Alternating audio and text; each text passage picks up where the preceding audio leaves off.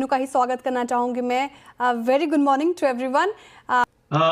नमस्ते आपको और सभी दर्शकों को भी। देखिए यहाँ पर ओवरऑल जो आईटी का रुझान है ये अभी नहीं, का समय से करेक्ट हो रहा है।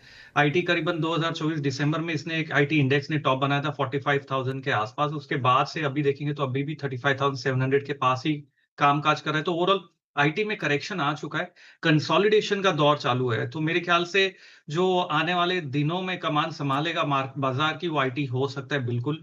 और यहाँ पर एक आउट परफॉर्मेंस ऑलरेडी ड्यू है आईटी में देखना जाना। तो मेरे ख्याल से आईटी में आप पोजीशंस बना सकते हैं लॉन्ग टर्म पर्सपेक्टिव से, मीडियम टर्म पर्सपेक्टिव से। शॉर्ट टर्म में मेरे ख्याल से कंसोलिडेशन में रह सकता है इंडेक्स।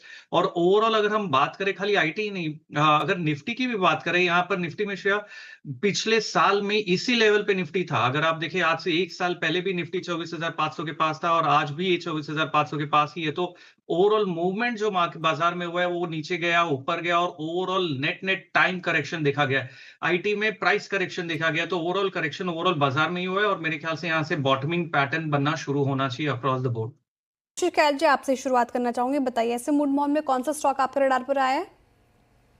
देखिए यहाँ पर अमरा राजा एनर्जी एंड मोबिलिटी जो कंपनी है, यहाँ पर एक बहुत ही अच्छा inverse head and shoulder pattern बनाया स्टॉक ने। और आज के दिन ब्रेकआउट आता हुआ नजर आ रहा है। अपने 10 डीएमए से शार्प बाउंस बैक भी दिया है, वॉल्यूम्स भी अच्छे पिकअप कर रहे हैं। तो यहाँ पर अमरा राजा पे लॉन्ग पोजीशंस क्रिएट करने की राय होगी। स्टॉप लॉस लगाना होगा 985 का, और टारगेट है 1120 लेवल्स का। देखिए दूसरा पिक जो मेरा होगा यहाँ पर है प्रीमियर एनर्जीज के नाम से ये स्टॉक है। और यहाँ पर काफी कंसोलिडेशन हुआ है, ये लोअर लेवल से बाउंस बैक होता हुआ नजर आ रहा है।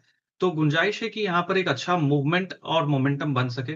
तो प्रीमियर एनर्जीज में लॉन्ग पोजीशंस क्रिएट की जा सकती है। स्टॉप लॉस लगाना होगा 980 का, और यहाँ पर टारगेट जो आ रहा है वो 1120 लेवल्स का। देखिए मेरी तीसरी पिक जो यहाँ पर होगी वो है आनंद राठी में। यहाँ पर स्टॉक ने काफी अच्छा ब्रेकआउट दिया है, 52 वीक्स हाई पे चल रहा है और यहाँ पर रुक नहीं रहा है, यहाँ पर अभी भी मोमेंटम जारी है।